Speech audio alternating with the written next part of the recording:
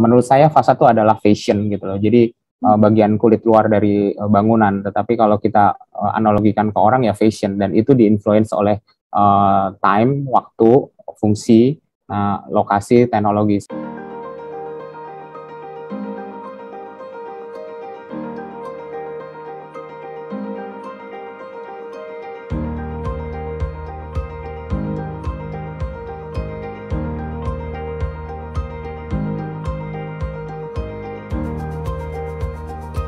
Selamat siang Bapak Ibu dan rekan-rekan.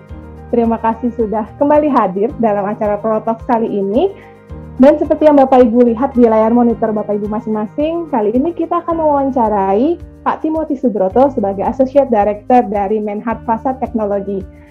Selamat siang Pak Timothy. Siang Bu Sisa. Selamat siang Pak. Selamat siang Pak Timothy. Siang Pak Bayu, Pak Apin. Terima kasih siang waktunya. Semua teman-teman. Terima kasih untuk kesempatannya untuk mengundang saya. Sama-sama Bapak. Dan Pak, izinkan saya bacakan sedikit biografi Bapak kepada teman-teman. Jadi Pak Timothy Subroto ini sudah berkecimpung di dunia fasad selama kurang lebih 20 tahun ya Pak ya. Dan beliau juga terlibat dari berbagai proyek-proyek di Asia, termasuk Resort World Sentosa di Singapura, kemudian Timery 9 di Jakarta, dan juga proyek Nesco di Mumbai, India. Seperti itu ya Pak.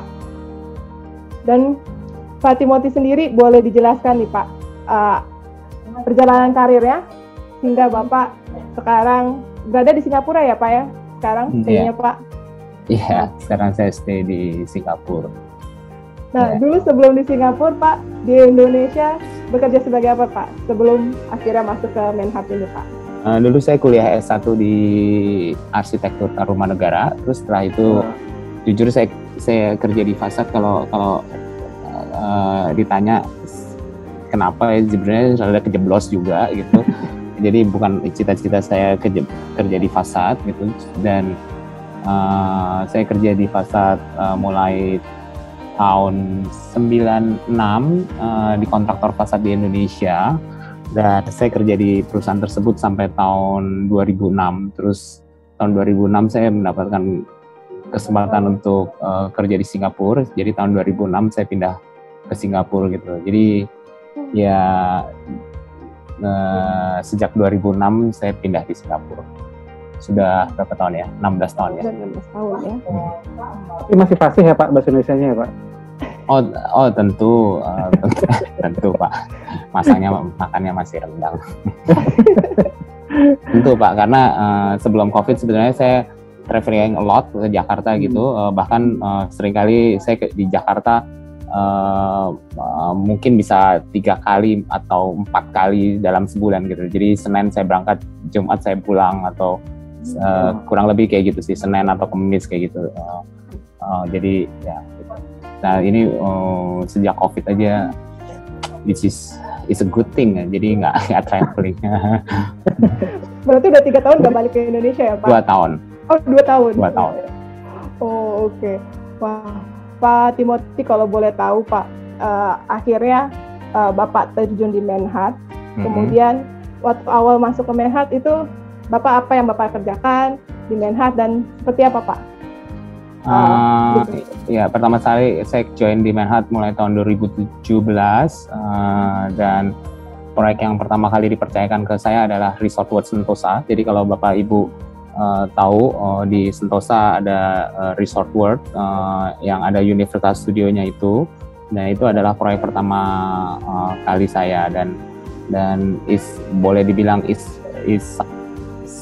ya learning point, kerja pertama kali di Facade Consultant, dan benar-benar semuanya harus kita lakukan sendiri gitu. Proyeknya gede banget dan boleh dibilang saya sedikit single fighter gitu. Jadi di sana kita mengerjakan, ada waktu itu tahap awal ada 4 hotel di Central Zone. Jadi ada 4 hotel juga, ada juga Universal Studio-nya gitu. Setelah itu kita menyelesaikan proyek itu dalam waktu mungkin 6 tahun, 7 tahun, termasuk juga West Zone-nya juga. Di West Zone tuh ada 2 hotel lagi. Jadi total di proyek tersebut ada 6 hotel, kalau nggak salah ada 6 hotel Universal Studio. Jadi very very big development. It's really actually that project is really taught me a lot. Nah, saya tadi pengen sedikit mundur nih Pak, gitu. Tadi Bapak bilang sering juga balik ke Indonesia gitu ya, pada saat sebelum COVID gitu. Jadi bisa dibilang Menhart di Indonesia juga ada ya Pak ya. Jadi Pak Timothy di sini megang Menhart Fasad Teknologi Singapura dan Indonesia. Iya, kurang lebih. Mungkin kalau boleh saya bisa share screen sedikit. Saya sedikit jelaskan tentang Menhart ya. Company apa sih ini Menhart seperti itu ya. Jadi Menhart Fasad itu merupakan bagian dari Menhart Group. Menhart Group sendiri ada di 52 kota di seluruh dunia. Kita ada kurang lebih 5.000-an staff, dan Menhart Group sendiri sudah kurang lebih 60-an tahun sih, Pak. Jadi didirikan awalnya di Melbourne, di Australia, tapi sekarang head office-nya ada di Singapura. Nah, terus ini capability kita, jadi kita bisa melakukan apapun. Satu hal yang kita tidak bisa lakukan adalah arsitektural. Jadi yang kita bisa melakukan lead consultancy, lead engineering, kita juga ada project management, ada structural engineer, ada civil, MEP, fire, smart city, fasad tentunya, lighting, ESD, ECSD adalah environmental sustainability design, terus ada traffic, security. Nah, jadi hampir dibilang kita bisa melakukan, kita ada airport juga, kita melakukan beberapa project airport. Jadi ya cuman kita dan setiap kota atau setiap negara memiliki divisi yang berbeda-beda, tapi di Singapura mayoritas kita memiliki semuanya ini. Pak Timothy, saya jadi ada pertanyaan sedikit Pak. Tadi boleh. Di antara slide yang sebelumnya sama slide yang divisi-divisinya Menhart nih Pak. Saya agak langsung terbelalak melihat nilai value-nya gitu Pak yang didapatkan Menhart. Ya, ini tertulis $25 billion value. Ini hanya memang di ruang lingkup fasad aja? Enggak, kalau ini secara global. Nah, ini yang slide pertama dan slide kedua saya jelaskan secara Menhart secara global gitu sih Pak. Kalau fasad kecil Pak. Betul. Kita dibandingkan ya bersyukur mungkin di Indonesia kita cukup kuat posisi kita, tapi kalau fasad dibandingkan the entire service, boleh dibilang fasad ini nggak terlalu besar sih. Apakah memang itu salah satu services baru sebetulnya Pak? Karena yang pertama fasad ini specialist services. Terus kalau kita di Menhart ada 5.000 orang, fasad cuma ada kurang lebih 200 orang, jadi even nggak sampai 10%. Gitu. Dan kita kalau offices yang Menhart Group ada di 52 kota di seluruh dunia, fasad cuma 15. Jadi tetapi kita spreadingnya cukup baik.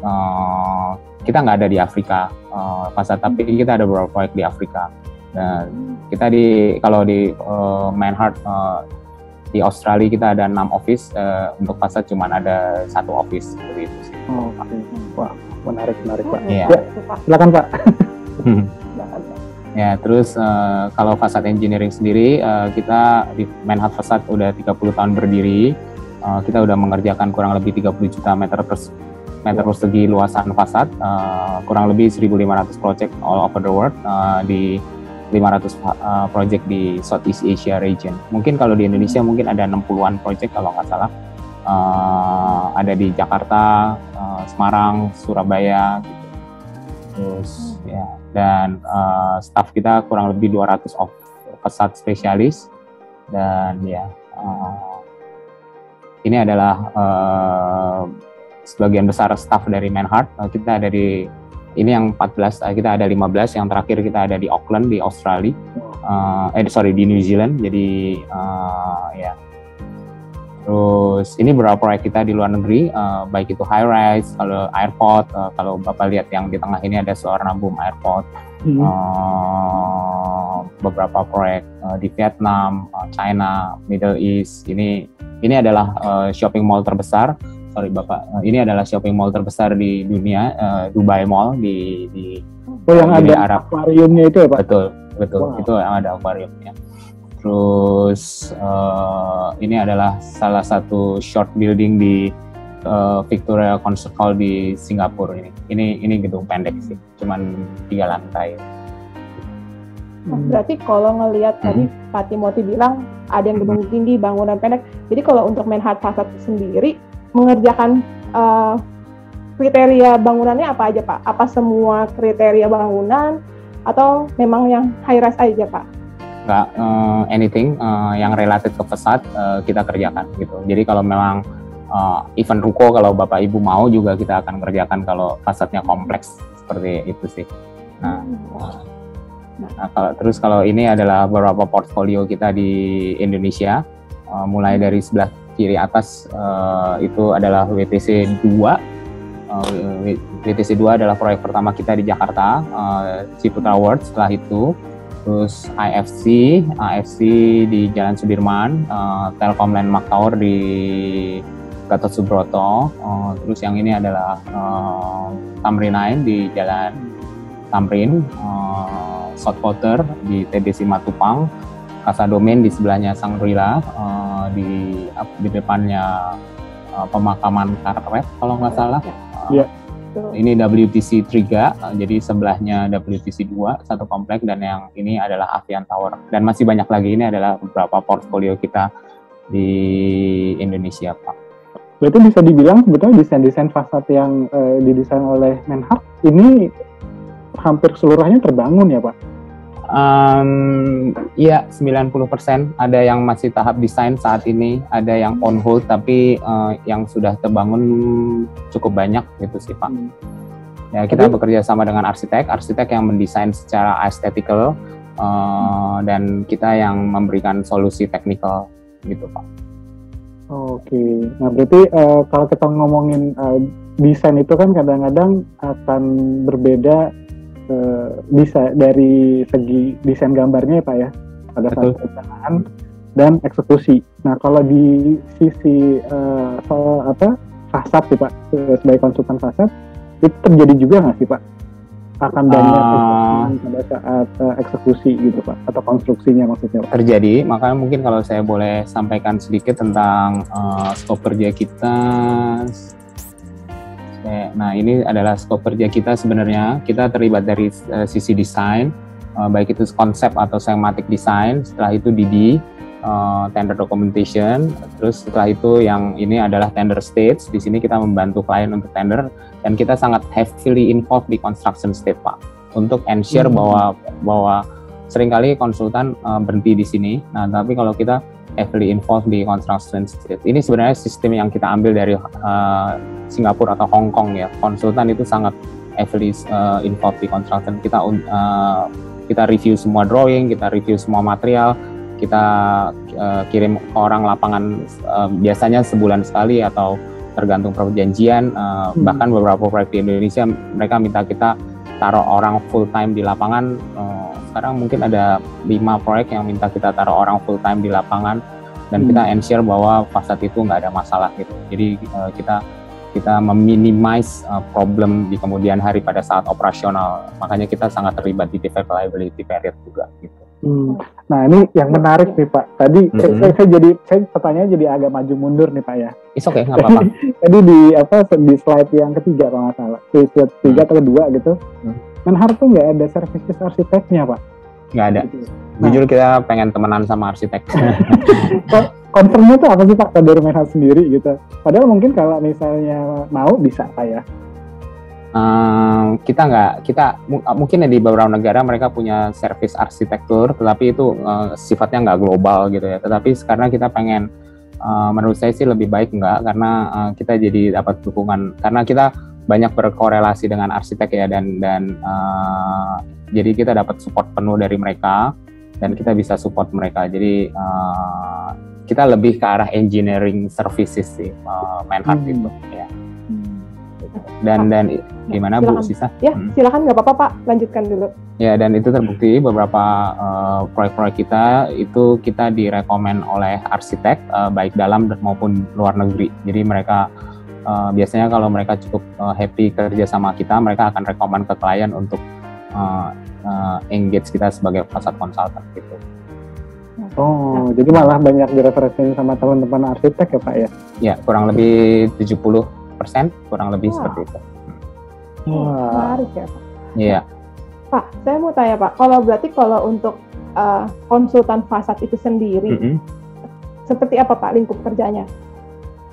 Kurang lebih sebenarnya lingkup kerjanya seperti ini. Jadi kita terlibat kurang lebih mirip sama arsitek dari konsep, desain, tender documentation, kita memberi tender. Jadi dari awal kita akan discuss sama arsitek maunya seperti apa, terus kita akan memberikan solusi, kita akan discuss sama klien biasanya kita discuss sama klien, Mr. Klien, fasadnya ini mau grade seperti apa? Oh, maunya grade AAA, pasti mereka ngomongnya gitu. Terus selalu kita balik ke budgetnya mau berapa gitu loh. Nah, terus ya kita akan, karena fasad itu beraneka ragam harganya. Seperti ya kalau Ibu Sisa beli tas lah, ada tas yang harganya 1 miliar tapi juga ada tas yang harganya 100.000 kan gitu loh. Nah, harganya yang 1 miliar sama 100.000 tentunya beda. Sama juga fasad yang harganya 10 juta per meter persegi sama harganya yang 1 juta. Makanya seringkali apa sih bedanya fasad? Ya kalau misalnya jujur kalau owner atau klien nanya gitu, ya saya juga ngomong apa bedanya tas gitu kan, tas juga sama tas kan, 1 miliar sama 100.000 kurang lebih seperti itu. Jadi dari semua material itu berbeda, dari semua durability, functional juga berbeda gitu. Tapi itu dari sisi performance atau dari sisi spesifikasi. Tetapi kalau kita bicara sama arsitek, kita lebih ke arah desain, seperti apa desainnya, mau seperti apa, dan kita sebisa mungkin merealisasikan desain yang sudah arsitek angan-angankan bersama dengan klien itu sih. Gitu. Jadi kita sebenarnya lebih menjembatani antara realita sama dreamnya arsitek sama klien kayak gitu, Pak. Oke, wah menarik ya. Berarti gimana ya, caranya memang sebagai konsultan fasad gitu ya Pak? Betul. Desain itu memang berarti memang lebih ke si arsitek dan owner gitu yang memegang peranan. Nah, pada saat kita ngomongin teknis, bagaimana bisa merealisasikan bentuknya, terus juga pemasangan materialnya kayak gimana. Nah, itu baru kita ngomong di bagian fasad konsultannya gitu ya Pak. Betul. Jadi kalau kita mau bicara hampir 90% desain yang diangankan arsitek itu bisa direalisasikan. Tergantung cost-nya gitu loh, apakah klien mau bayar apa enggak. Terus kalau seandainya dia mau bayar, seberapa performance, setinggi apa performance yang mereka ingin capai gitu. Berarti nggak hanya cuma dari segi desain yang unik gitu, tapi coba dari segi fungsinya, tampilan dan fungsi itu harus mendukung gitu Pak ya. Betul. Jadi kita sebagai fasad consultant, kita mau ada balance antara quality sama estetika gitu. Jangan cuma estetikanya bagus tapi kualitinya quality kelas ruko gitu. Enggak. Kita kualitinya harus bagus juga. Sekali lagi quality itu relatif terhadap cost ya. Jadi kalau kita bisa aja desain fasad yang kualitinya bagus sekali, tetapi kalau cost-nya sangat mahal jadi tidak visible, nggak bisa juga. Jadi kita harus menemukan antara balance antara itu semua. Jadi antara quality, estetika, sama tentunya cost. Nah, tadi kan Pak Timothy juga maksudnya sempat sampaikan kalau misalkan konsultan fasad ini menjembatani impian-impian arsitek untuk dalam mendesain fasad gitu Pak. Betul. Nah, ada nggak Pak desain yang diajukan dari teman-teman arsitek gitu, tapi implementasi di lapangannya kurang bagus, akhirnya desainnya diubah atau mengikuti saran dari Menhart sendiri Pak? Atau selama ini sebetulnya bisa terrealisasi semua Pak? Iya. Pokoknya bentuk fasad kayak gimana? Semuanya sebenarnya bisa terrealisasi. Mungkin kalau Bapak Ibu lihat tadi proyek kita yang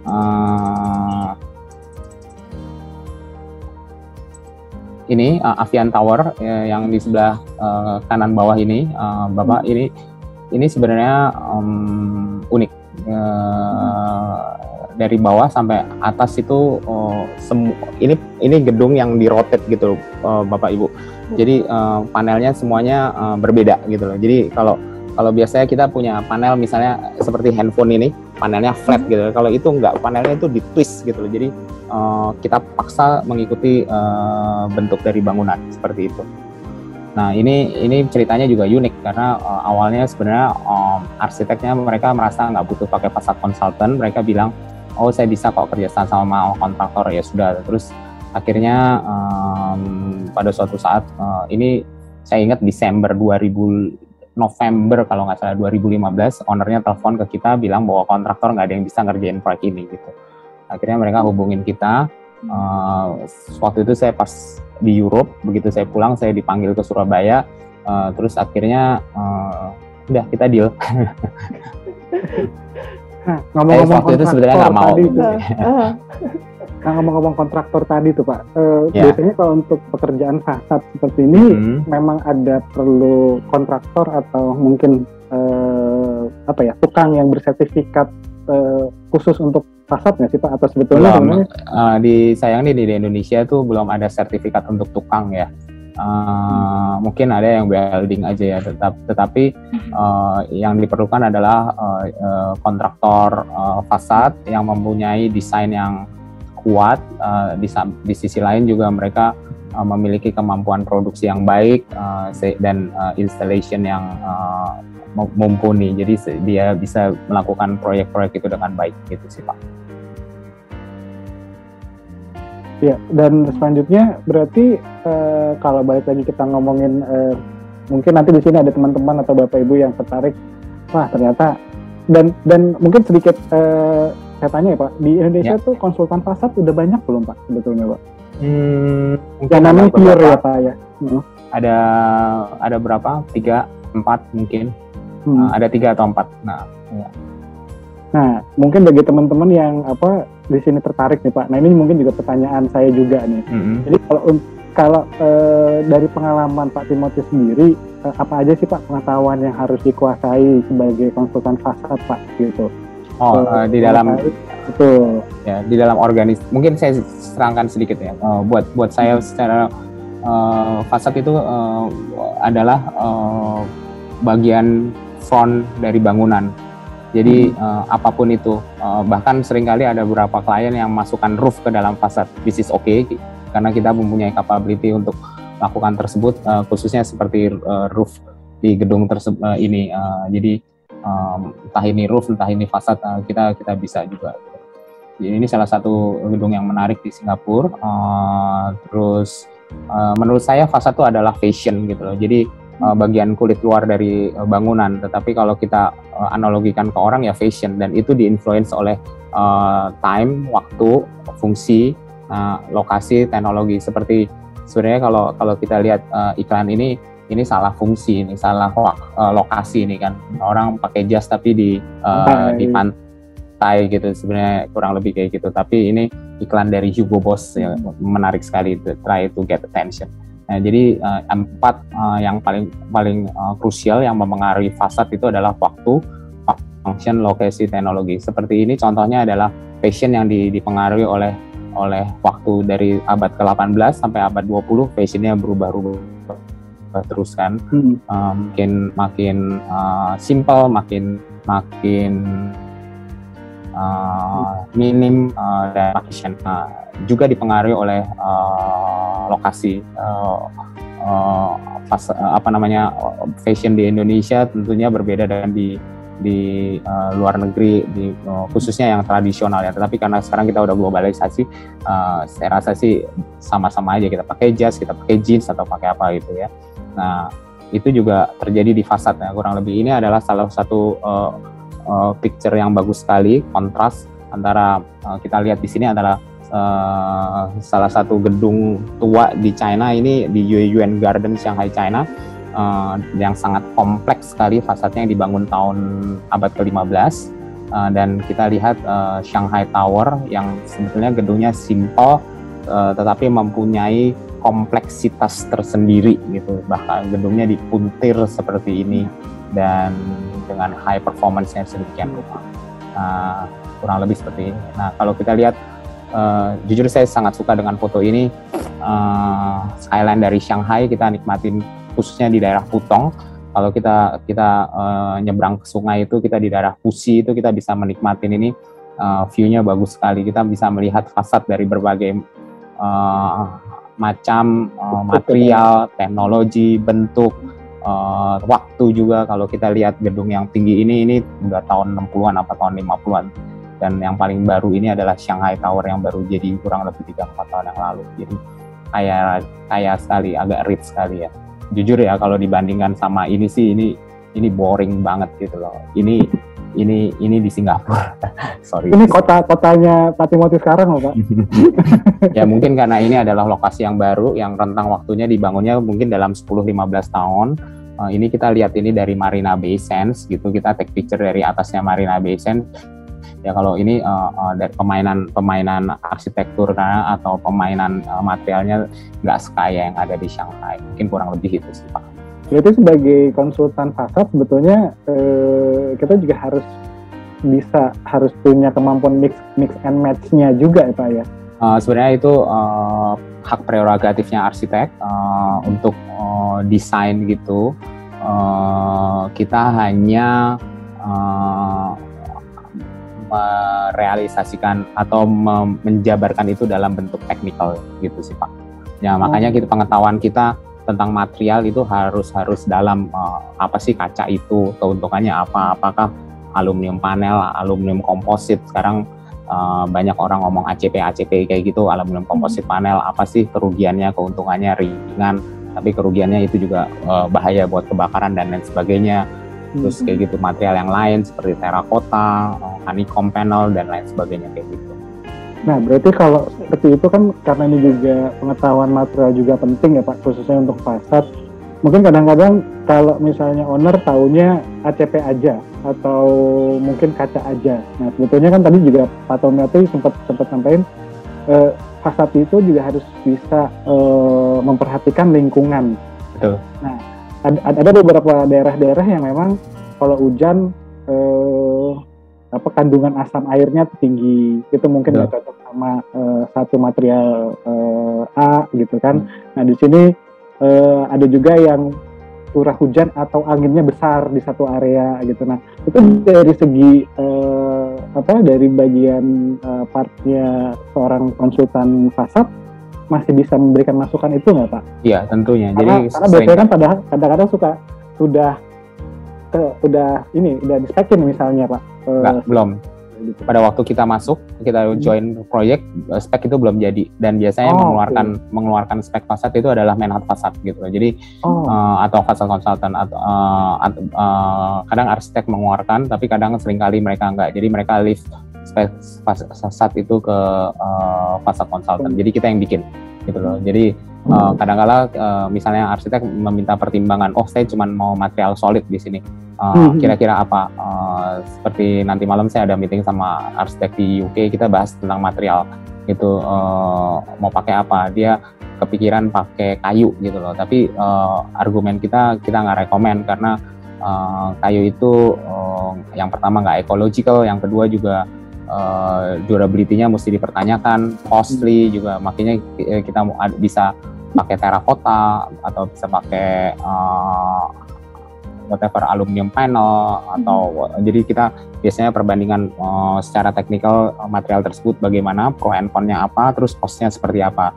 Ya nanti kita sampaikan semuanya entah itu ke klien atau ke arsitek, mereka yang menetapkan seperti itu sih Pak.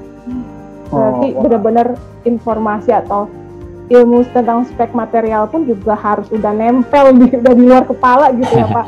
Jadi ketika diminta Bapak bisa langsung argumen, ini tidak bagus, ini yang bagusnya ini, seperti itu ya Pak? Iya, bukan, kita nggak ngomong nggak bagus, kita ngomong semua material itu ada impact-nya gitu. Jadi kita nggak bisa ngomong yang satu lebih superior dari yang lain, enggak. Jadi yang material ini pro and kontranya apa, material ini pro and kontranya apa, material ini pro and kontranya apa. Kita selalu sampaikan seperti itu. Kita nggak bilang nggak pernah dan nggak bisa bilang nggak boleh pakai ini aja, nggak bisa bilang. Kita selalu open everything on the table and let the client and the architect choose it. Lebih. Jadi dan sekarang pilihan material fasad itu banyak sekali, jadi nggak cuman ya, makanya tadi saya bilang material yang di sini, yang di gambar yang ini agak boring karena kaca dan aluminium, tetapi ada sekarang bisa macam-macam, ada aluminium panel, terakota, steel, terus apalagi ya GRC, terus macam-macam. Jadi kita dan itu material besarnya. Jadi kita juga sampai mempelajari semuanya, sampai material terkecilnya, bautnya, skrupnya pakai material apa seperti itu. Sealant-nya tadi kalau Bapak Ibu Bapak Bayu ada sedikit bahas tentang Dow, sealant tipe apa yang cocok untuk tropical country, itu kita juga mesti tahu. Itu tahunya karena memang Bapak sudah tahu spesifikasinya, atau memang biasanya ada tim dari Pak Timothy yang search sendiri Pak gitu, dan akhirnya manggil tim dari brand tersebut? Kita ada board of technical di Manhart, dan kita biasanya tiap kota ada 1-2 orang, dan mereka akan fit kita dengan informasi. Kita juga mendapatkan update informasi bahkan sebelum launching ke publik itu, dari riset dan development dari material-material tertentu, baik itu apapun itu, kita mendapatkan informasi dari mereka, dan seringkali kita datang ke pameran baik di dalam maupun di luar negeri untuk belajar tentang material-material tersebut, Pak. Dan material, terus kita juga mesti belajar code code apa yang harus dipenuhi, baik itu dari ASTM Amerika, IN, Indonesia dan lain sebagainya. Kita tuh ya bukan ngelotok, tapi ya paling nggak tahu ada apa sih requirement-nya gitu. Jadi kalau katalog Pro bisa dijadiin referensi nih Pak. Jadi ya, di dalam katalog Pro sudah kan bisa banyak spesifikasi material yang bisa rekan-rekan manfaatkan. Ya, waktu itu kan kita juga kerjasama yang untuk PU sealant, ya kurang lebih kayak gitu. Jadi itu yang kita sampaikan analisis kalau kita mereview satu produk gitu. Ada hal-hal unik, cerita unik ya Pak dari salah satu atau salah 2 proyeknya Pak Timothy ini Pak? Ya salah satunya yang ini tadi saya ke Avian Tower di Surabaya, ini unik sekali bener. Terus mungkin saya sedikit cerita tentang ini proyek pertama kita di Indonesia. Salah satu proyek pertama kita di Indonesia adalah WTC 2. Nah, WTC 2 ini kita di-engage sama klien dari Jakarta Land, dan Jakarta Land itu part 50% dari Hong Kong Land, dan yang run project adalah Hong Kong. Jadi suasananya is really very Hong Kong, very kebetulan direkturnya British, dan frankly speaking I learned a lot from them. Gitu, karena mereka. Sorry Pak, maaf saya potong sedikit. Tadi Pak Bapak bilang tampilannya very Hong Kong gitu. Cara mereka ngeran project gitu.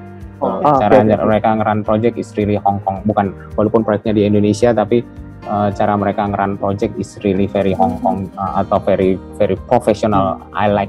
Jujur saya sangat impressed dengan klien ini. Dan semua perubahan itu terukur, dan dari sisi manajemen itu baik-baik sekali gitu, dan ya, tapi jujur harus diakui very challenging kerja sama proyek ini, baik dari sisi arsitek maupun dari sisi klien. Tetapi we pass it, dan klien very happy sama kita. Proyek ini adalah salah satu proyek pertama yang menggunakan high performance glass. Jadi kalau Bapak lihat di sini, mungkin saya nggak cerita, shading coefficient 0,22 itu berarti panas matahari yang masuk ke dalam gedung itu cuma 22%, kurang lebih seperti itu, cara awamnya kayak gitu. Tapi ini menggunakan kaca yang sangat high performance untuk menghemat penggunaan AC. Nah, dan mereka mendapatkan award Green Mark Gold dari DCA Singapura gitu. Nah, ini proyek pertama kita, dan setelah ini proyek selesai kita di award di nggak lama kemudian diberikan proyek WTC 3. Jujur proyek ini, waduh, saya kalau ketemu arsitek sama semua klien ini dulu saya takut Pak, terus terang. Waktu dulu saya masih muda apalagi. di sini belum banyak pengalaman. Saya sampai jujur dulu, saya kalau mau ketemu klien saya berdoa dulu supaya kliennya nggak ngamuk. Karena kliennya kalau ngamuk ini habis gitu loh. Nah, setelah proyek ini kita di award WTC 3 yang benar-benar buat kita smooth banget gitu. Nah, di proyek ini kita sampai naruh 1 orang Singapura untuk full time di sini, dan klien is really very happy. Dia bilang is in term of Curtain Wall is one of our best project di Asia Pasifik loh Pak. Jadi mereka ngomongin Jakarta aja Pak ya, berarti udah Asia Pasifik gitu. Ya, Hong Kong Land is one of the biggest developer di Asia Pasifik, dan mereka kualitasnya sangat tinggi. Saya pernah di sini, saya pernah di 8 sampai jam 3 malam Pak. Gitu. Mantau langsung ya Pak. Ya. Gitu. Nah, terus proyek yang kedua yang jujur challenging banget secara teknikal itu adalah, karena ini yang lain bukan yang kalah challenging, ini beberapa proyek yang saya terlibat langsung ya. Akhir-akhir ini saya nggak gitu terlibat langsung. Ini adalah proyek Tamrin 9, arsiteknya KPF New York. Nah, ini kliennya juga sangat detail dan keep on changing, dan secara kualitas ini KPF ini boleh dibilang one of the most demanding architect. Dan tapi I frankly speaking they are my idol during my university time gitu loh, dan I'm very glad bisa kerja sama dia gitu. Dan habis proyek selesai kita masih hubungan, dan dia happy, dia bahkan rekomend kita untuk proyek mereka di Hong Kong, China kayak gitu. Dan is very very awarding kerja sama mereka.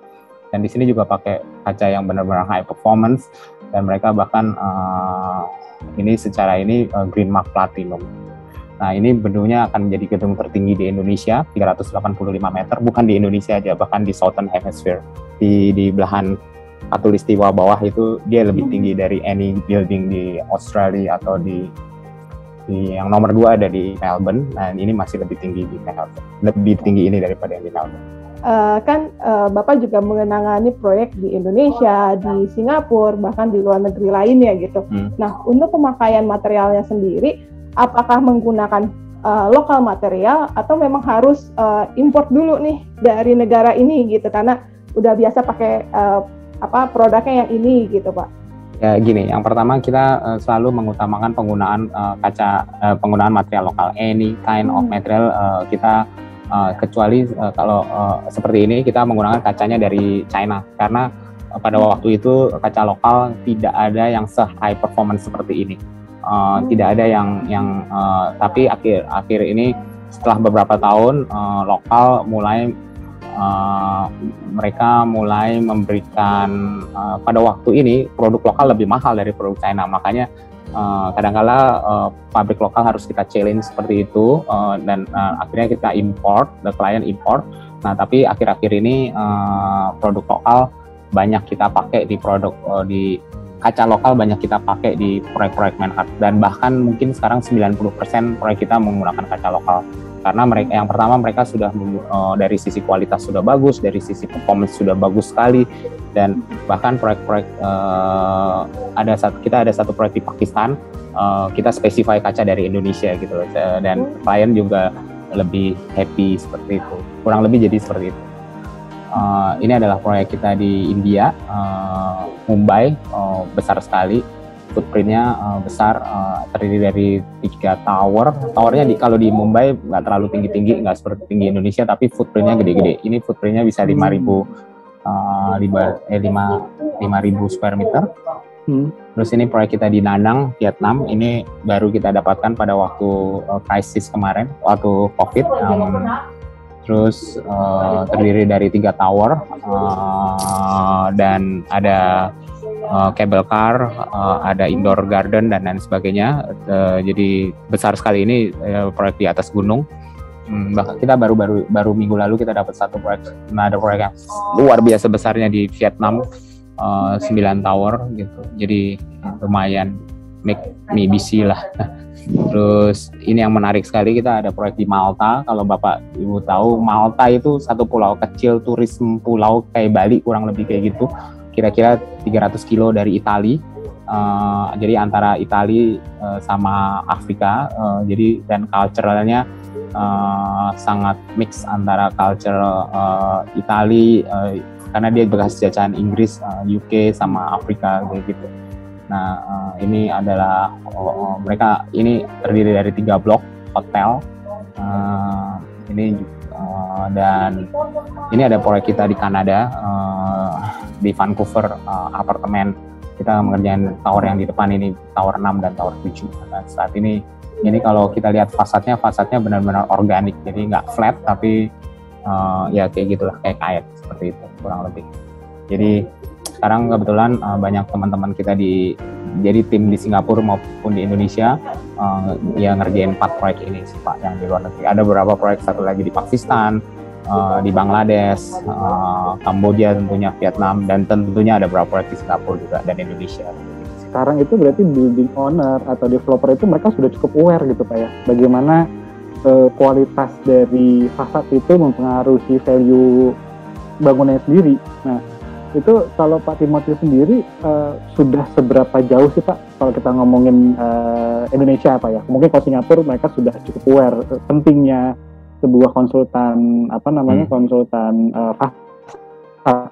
Ya. Tapi kalau dari Indonesia sendiri, menurut pendapat Pak Timothy gimana Pak? Saya pikir mereka juga aware dan khususnya ini sebenarnya dimulai dari developer asing ya, makanya dengan adanya developer asing di Indonesia tuh memang bagus sih sebetulnya. Mereka set up another benchmark gitu loh, jadi benchmark mereka makin tinggi, terus developer lokal nggak mau kalah kayak gitu. Mereka juga dari sisi buildingnya, makanya mereka bersaing dari sisi baik dari sisi estetika maupun dari sisi kualitas, kurang lebih seperti itu. Jadi ya karena memang dipacu oleh mungkin kompetisi antara developer dan juga building owner ya Pak. Ya, makanya liberalisme itu kadang-kadang bagus juga sih. Pasar bebas. Gitu.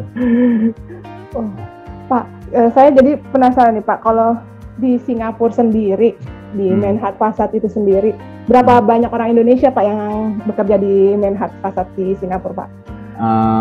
Di Singapura kita cuma 2. Kalau ngomong orang Indonesia, dulu saya waktu join Manhart Fasad, saya orang pertama kali orang Indonesia.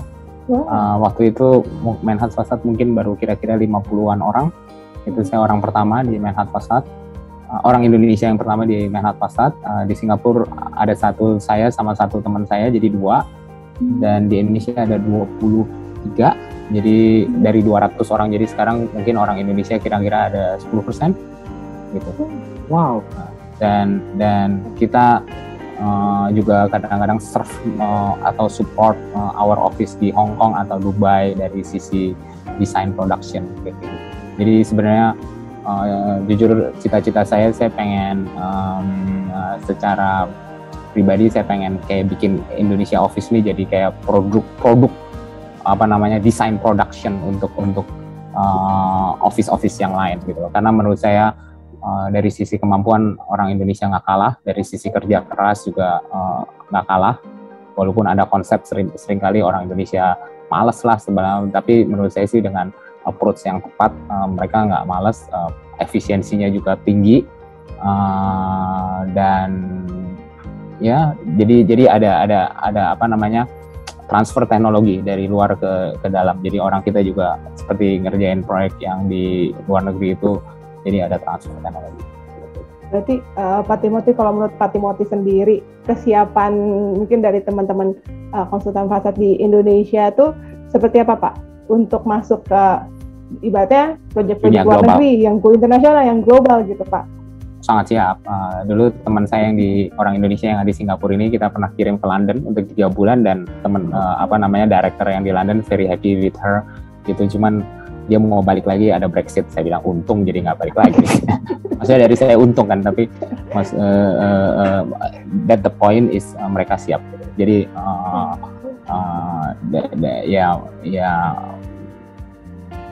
bagus. Mereka director kita yang di UK tempoh hari was very happy with her gitu. untuk konsultan fasad itu sendiri sudah punya asosiasikah yang mewadahi konsultan fasad itu, Pak? Seperti kayak di teman-teman arsitek kan kita sudah ada kita ada Ikatan Arsitek Indonesia, terus kemudian interior designer juga. Kalau untuk fasad sendiri, apakah ada Pak asosiasi yang bisa mewadahi rekan-rekan dari konsultan fasad?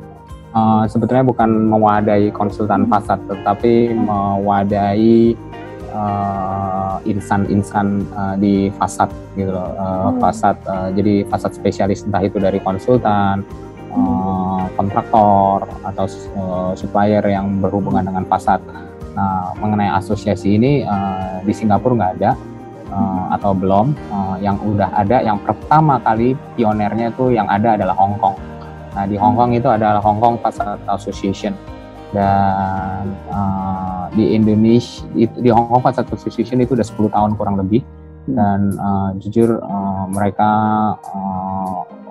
very powerful. Mereka bisa kurang lebih mirip sama Ikatan Arsitek. Mereka bekerja sama dengan Pemda atau Hong Kong government untuk regulasi fasad di Hong Kong. Nah, di Indonesia kita mungkin baru 1,5 tahun. Jujur pada waktu 1,5 tahun gitu, saya sama teman-teman, kita bikin yuk fasad konsultan supaya kita bisa improve fasad, kondisi fasad di Indonesia. Kalau sekarang improve kan dari proyek-proyek yang kita terlibat, tetapi kalau misalnya ada regulasi bisa ke sesuatu yang lebih luas gitu loh. Jadi 1,5 tahun yang lalu kita bikin Indonesia Facade Association. Jadi kalau bahasa Indonesianya Perkumpulan Ahli Fasad Indonesia gitu.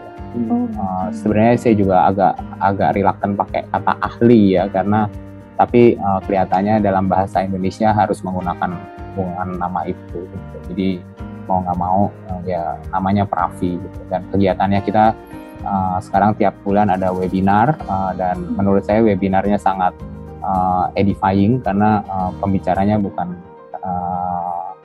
kita udah ada sampai seri keberapa ya, 21 kalau nggak salah. Minggu depan ada, kalau mungkin Bapak Ibu berminat bisa join.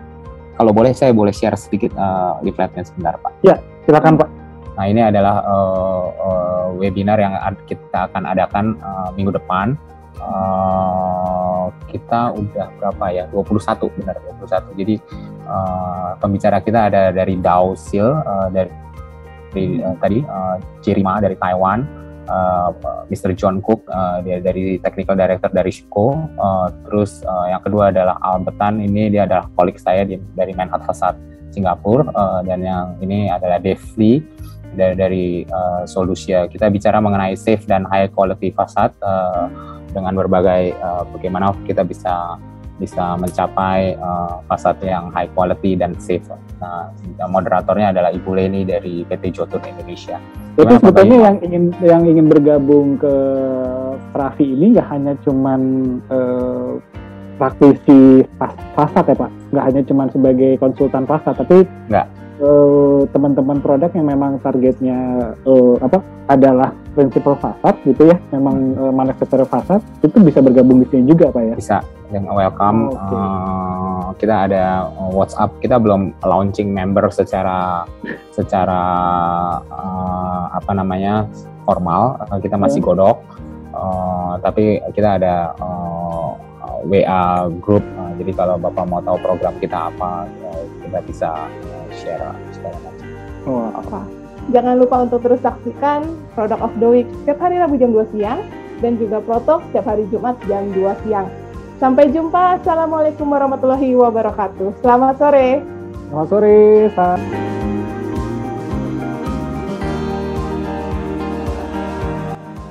Go.